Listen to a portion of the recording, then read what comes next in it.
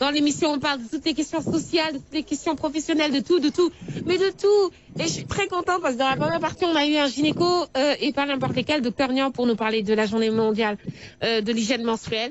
Et là, nous dellu suñu cosaan maanaam Sénégal national et on va parler de la rentrée des classes qui aura lieu le 2 juin. Et on a Diao Barry au téléphone pour nous parler de ça. Diao, bonjour. Bonjour, comment vous allez? Ça va, super, et vous? Bien, merci à vous. Alors, est-ce que vous pouvez vous présenter pour nos auditeurs?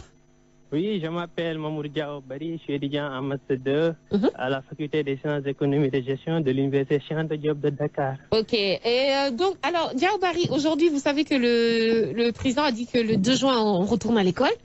Oui. Est-ce que c'est aussi pour les étudiants, Lolo? Bon, c'est un peu paradoxal avec le moment où nous sommes, avec la pandémie qui est un peu catastrophique. Ouais. Donc, si aujourd'hui le président dit que nous devons ouvrir les écoles, donc nous voyons ce jugement un peu paradoxal. C'est pourquoi aussi nous avons dit niet à cela, parce que déjà il y a les gouvernements scolaires qui sont mobilisés pour dire non. Nous aussi, au niveau du supérieur, on est en train de nous réunir pour essayer de parler pour une seule voix. D'accord. Oui. D'accord, mais alors les gouvernements, est-ce que tu peux remettre les choses dans le contexte, à savoir qu'est-ce que c'est qu'un gouvernement d'école? Gouvernement d'école sont des structures qui gèrent tout ce qui est affaires pédagogiques et intérêts moraux des élèves qui sont au niveau des lycées. D'accord. Par exemple, chaque lycée a un gouvernement scolaire. Ah, ok. De même qu'aussi, à l'université, nous avons des amicales qui gèrent aussi les intérêts moraux des étudiants. Voilà, c'est ça. Non, mais étudiants, dans tous les cas, étudiants, dañ ko mës a xam comme xeexkat maanaam day bañkat la, c'est-à-dire que moom, comme c'est les futurs leaders d'un pays, en fait, ñoom dañuy ils s'affirment, ragaluñu dara, ça c'est moi franchement étudiants yi. loolu changé na léegi boo xoolee parce que léegi boo xoolee lépp lu ñuy wax ñun duñu bañ. Parce que même boo xoolee xeex bi ñëwuñu ñett dañ leen poser ay conditions. ñu ne est-ce que lii d'accord ngeen si boo leen d'accord si li ay ci la ñu dem mais boo leen d'accord si li loo xamante ne mënul nekk xam nga début ba gars yi dañ doon génn di xeex di sànni ay pono yooyu. Mais loolu c'est révolu. Parce que déjà même boo xoolee sorti ministre de l'enseignement supérieur bi mu génnee ñun ay reetaan moo ñu jàpp. Ah bon? Parce que dañoo reetaan moo ñu jàpp parce que pour ñun moom xamul sax lu xew. Vraiment bu amoon coordination moom ak rectorat du waxee noonu. moo tax affaire bi dañoo jaaxal ñun ñëpp. yow waaw waxal. waaw léegi moom bu mu génnee ak li mu wax noonu alors que ñun dépassé nañ loolu noonu. demoon nañ ba waxtaan ne ok léegi mën na ne mais condition yaa ngi nii. parce que léegi étudiant boo xamante ne wala élève boo xamante ne mi ngi dëkk boo xamante ne amul réseau. kooku nan lay connecté wu. koo xamante ne amul pass naka lay connecté wu su fekkee ne léegi ñoom ne nañ pour tous les étudiants lañ ko bëgg a defara mais na am équité au moins ñu wutal leen dara ñu ne leen carrément ni lañ koy def te tamit dama leen di rappeler am na ñoo xamante ne inscrit wuñu sax looloo ci gën a métti am na ñoo xamante ne ba léegi ni inscrit wuñu. Attends, Barry, lu ma bëgg a wax mooy ni que étudiants yi da ngeen di dem dellu jàngi mais en fait mun ngeen toog soo leen amee connexion ngeen def cours en ligne loolu la. waaw ñoom dañoo ne dañuy def cours en ligne. ok léegi nag cours en ligne yooyu. balaa cours en ligne mais am na étudiants yoo xamante ne inscrit wuñu. ñu ne leen léegi ubbi leen plateforme ñoom ñu def inscription en ligne ñu ne loolu mënul ne. ñu ne comme bu étudiants yoo xamante ne ñi des ci inscrit bu ñu inscrit wu naka lañ mën a defee cours en ligne. xam nga loolu tamit mënul ne. te tamit boo nee cours en ligne yow déjà étudiants yi joxoo leen ay connexion. joxoo leen dara. waaw fi ñu dëkk xamoo ko. fi nekk foog nga lemi fële kee dugg. boo xamante ne tey buñ ko publier suba la koy gis. naka la koy suivre. loolu mënul ne. kon buñ gisee ne ñoom ñu jékki-jékki rek waxee ministre bi waxee ko noonu ñun ba léegi ñun jàppewuñ ko dara pour ñun dañuy teg suñu ataay naanaat xaar ba yàlla waxaat dara ñu xool. waaw mais loolu la parce qu'en fait dañuy seet ba seet la plupart des écoles yoo xamante ni dans le monde dañu ubbiwaat après dafa amaan dañu tëj au bout d'une semaine parce que déjà d'un point de vue mental mënoo dem jàngi ci conditions yi. bu pare est-ce que ñun solution yi ñun xam nga ñun ñu mel suñu système scolaire bi c'est pas comme si c'est le meilleur du monde xam nga lu ma bëgg a xam nga tey ay amphi yoo xamante ne ça fait 2000 étudiants. nga mun xam nga foofu mënuñoo respecter distanciation yi. étudiants yi dañuy dem resto yi dinañ jël plus de 1000 personnes par jour ndekki suba añ reer. waaw bu ko amee. c'est vrai xam nga nu muy demee. non loolu moom dëgg la xam nga kon ubbi bi mënul nekk. non ubbi bi hécatombe lay indi parce que wax nga dëgg boo jëlee facteur wu restaurant bi kii benn il suffit que benn cuisinier feebar. chambre yoo xamante ne da doon fees. xam nga chambre yi 12 lits boobu day jël 24 personnes. yéen xam ngeen chambre yi nu mu doon mel nu mu méttee pavillon A gis nga nu mu doon feesee. kon ñoom ñoom bu ñu nee nañ ñibbi si fan la ñuy fanaan. dëgg la de. fan la ñuy dëkk xam nga déjà ko loolu mënul nekk. léegi nag cours en ligne yi tam li ñu leen wax dafa yomb ñu ne leen def leen gratuité de la plateforme. mais c'est tout. mooy yow ñeme ngeen. su fekkee tamit ñeme ngeen ñoo xamante ne inscrire wuñu def leen ñu inscrire. ñu amul réseau fexe leen ba ñu am réseau ñu am connexion gratuite ñu dem. loolu kay loolu mais ñun tey xam nga lan la ñuy ñun dañuy bañ ñu ubbi lépp après ñu commencé ay septembre octobre. waa université monde bi yëpp di laaj Cheikh Anta Diop lan la defoon wala ñi nekkoon institut supérieur ñoom lan lañ defoon ci xeex bi. ñu ne dañoo croiser les bras toog di nelaw ba septembre loolu rafetul. non c'est pas boo xamante ne dafa bëgg a dugg ci émergence. loolu kese moo tax ñu ne léegi bu ñu defee plateforme en ligne mais respecté leen lii au moins loolu mun nañ ko boo leen ko defee ñu dem ak yéen mais boo leen ko defut ñun mënuñu si dara tamit. donc en fait yow Barry lu ma bëgg a wax ni que mooy instant bi on a tous retenu date 2 juin bi mais derrière aucune mesure jëluñu ko pour que quand même question sanitaire question sécurité wala question sax organisation dara y a rien. waaw non mais 2 juin bi scolaire bi kese la. soo xoolee ñu ngi commencé di rapatrier enseignants yi pour ñoom ñu ñibbi. dem waaw gis naa ko si bus waaw examen la. te boo xoolee ñoom seen dernier regroupement li mu meloon Liberté 5 loolu dafa doy na waar. ni ñu ko bëree noonu. ensuite de cela tamit élèves xam nga ñoom ñu ngi xool enseignants yi di leen di yóbbu ñuy dem seen dëkk yi fi ñuy jàngale ji léegi élèves yoo xamante ne dañoo quitté woon seen dëkk yooyu noonu. dem ci yeneen dëkk pour toog fa. boo xool bëggee bi maladie bi nu muy demee. léegi ñoom lan la kan moo leen di yóbbu te nee nañ transport commun du daw. loolu tamit ñoom waxuñu si loolu te wax nañ leen ko. waaw loolu tamit paradoxe léegi na 2 juin léegi ñu ne au moins léegi ñu nekk université publique nañ xool digganteeg le 2 jusqu'au 15. ban procédure lañ mën a utiliser pour mën a reprendre. mais moom nee na mënuñoo reprendre en fii mooy di ñibbi si di def présentiel mais mënuñ def cours en ligne. ñu ne leen kon d'accord vous voulez qu'on fasse des cours en ligne ma ne ko léegi ñu ne leen ñu posé leen ay conditions. ñoom na conditions yooyu lañ dégager seen responsabilité parce que déjà ñi nekk ci université même recteur bi. mënu cee wax. parce que dégg nga ministre bi la war a wax te defe naa ne moom ministre bi est-ce que dañuy waxtaan parce que bu ñu doon waxtaan ministre bi du waxee ni mu waxee nii sànq barki démb. luy loolu. waaw mais ministre boo xamante ne gën dañu ne voilà déjà que les cours en ligne sont opérationnels. alors que tu viens de me dire que cours en ligne déjà c'est même pas gratuit pour ñëpp. c'est pas gratuit. et il y a des gens qui sont pas inscrits. c'est pas gratuit. mais loolu mënul ne déjà c'est la faculté la FASEC ak waa FST ñoom ñoo xamante ne def nañ ay genre recherche. pour xool. ci 79 étudiants y a que 19 ñoo xamante ne ñoo ciy dugg pour xool. mais c'est pas possible benn classe 79 étudiants 19 kese ñooy dugg di xool que ñeneen ñi anañu te boo leen woo dañuy ne ba ñii yëguñu ko sax. mais c'est ça en fait amul réseau mais loolu c'est catastrophique. léegi man Barry xam nga la moo ma jaaxal c'est que on est dans un pays boo xamante ni il y a énormément de jeunes yuy def affaire u tech donc su fekkee ni affaire man technique daal maanaam technologie tout ça su fekkee ni benn plateforme digitale rek moo tax ni que.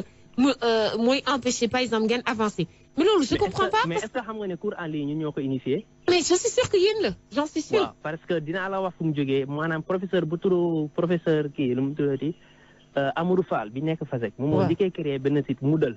mu def ci cours am. naan les étudiants du premier cycle nañ dem jël cours am ba foofu gratuitement sans frais. biñ ko gisee ñun ñoo woo recteur proposé ko. mën nañu ñoom am nañu réunion ak waa UVS bu ñu demee dinañ jéem a xool naka lay demee. ci sortie boobu noonu lañ jëlee décision.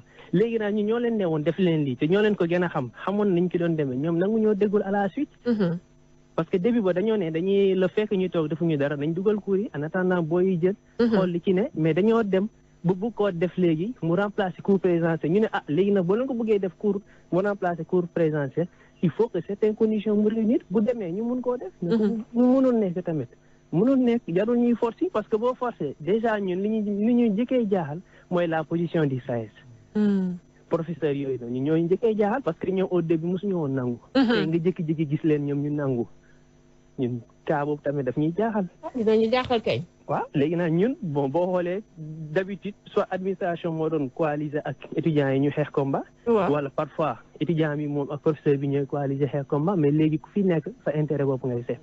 c'est dommage parce que tey jii mooy lu mu la bëggoon wax sànq mooy ni que d'un point de vue digital moom Sénégal presque kenn raw c'est rare ñu raw ñu d'un point de vue inventivité wala créativité digitale tey boo jëlee am na plein de jeunes yoo xam te mën nañ la créer benn plateforme boo xam te yéen ñëpp mën ngeen connecté soxlawu leen ngeen di fay connexion pour jàng et lu nga wax c'est très important mooy maanaam ni que tey jii il suffit ngeen toog ça fait longtemps ngeen toog ni jàng xam nga au début Macky dafa ne dañuy tëj ngeen tëb daal c'est normal on est excité étudiants les on a tous été étudiants xam nañu dañuy kontaan surtout su fekkee ni ces conditions yi c'est pas réunies mais tey jii toog bi dafa doy mooy comme ñun on est resté des semaines sans travail mais après de toog bi dafa doy mënoo ko même au moins sax nga dugal ay cours nit ki lire wala mu def ay recherche nga ne ko voilà ñoo xamante mais xam nga lan moo gën a métti leen nit ñi xamut mais am na ñoo xamante ne ci année inscription bi ni ba léegi inscrit wuñu loolu c'est pas normal tey boo ko yóbbee ba septembre ko ñoom perte nañu année bi yëpp.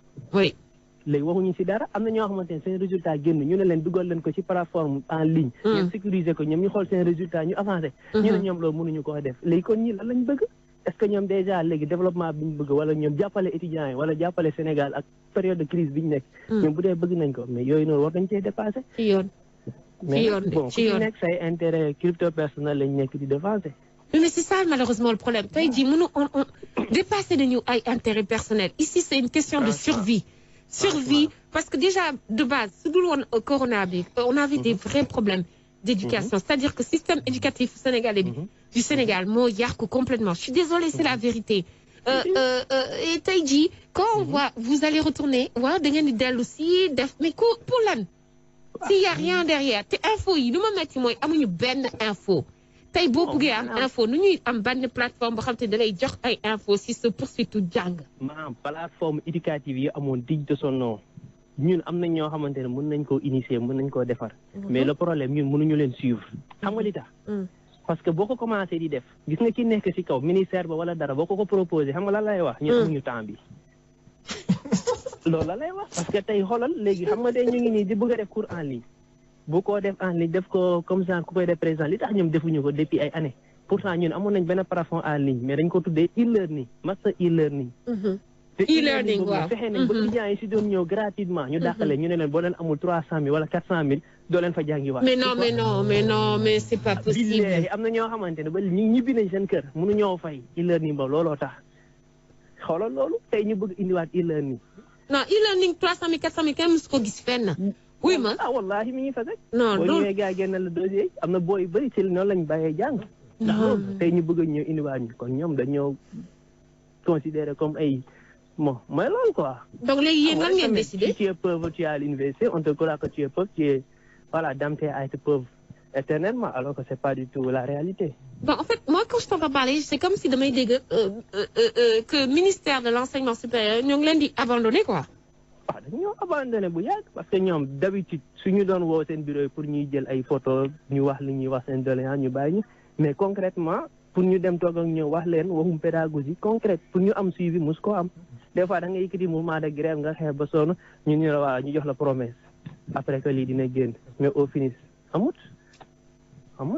mais ñoom lenn moom mën nañ ko di tabax ay lal nit ñi pour li ñuy fanaan université bi yëpp presque tabax nañ ko mais pour nga ñëw nga gis benn bâtiment pédagogique non c'est tout à fait un problème. Oui, et pourtant... def leen ay recherche ngeen ñëw université. Et tu sais que... déjà on va faire fii dañuy def TD ba ay école Gomis école yi ndey école primaire Gomis ñu dañuy dem ba foofu di defi ay TD. TD mooy travaux pratiques léegi man loo metti c'est que déjà ñun emplacement suñu université bi c'est idyllique c'est en face de la mer c'est très grand c'est-à-dire que soo mënee des gars yi dañuy tabax ay layel rek au lieu ñuy tabax ay kii pédagogique ça me fait tellement mal parce que en fait benn dëkk base mooy éducation ak santé instant yi on est touché et dans la santé et dans l'éducation qui sont nos maillons les plus faibles au Sénégal est-ce que xam nga mais malheureusement c'est le contraire ici hein on construit que des campus des bâtiments sociaux pour des lits soi-disant qu'on a construit 1000 lits mais pour venir voir un bâtiment purement pédagogique il n'y en a plus.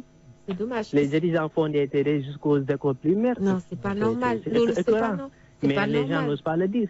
Mais ils n'ont qu'à le dire parce que qu'est-ce que tu as à perdre? Mais quand tu le dis, tu l'écris, tu le déposes au niveau du rectorat ou bien à l'administration, ñu jël ko xoj ko. Loo ci mën? Loo ci mën? Le recteur bi ministre bi mooy chef am. Mooy fait non xam nga lan nga ci mën? Faire du bruit, utiliser des plateformes comme les nôtres, dem si rajo yi, dem si télé yi. Impliqué nit yi ñun amuñu opportunité yooyu parce que déjà rajo boo fi woo wala presse en ligne boo fi woo la lay wax da ngay fay ba pare. waaw loolu moom dégg naa loolu. waaw loolu sama collègue yi moom ñun amuñu déjà. tamit suñu parents yaa ngi fële toog di ñu xaar pour ñu may leen tuuti ñu mun a def dara seen yàpp yi wala seen togg yi ñu bëgg a ne tam dañ leen di fay ay 15000 ay 10 000 pour ay presse en ligne wala ay télé loolu ñoom bu ñu moyul xam nga tamit problème bi mooy télévision yi ñoo amul benn ay actu éducation yu digne de son nom.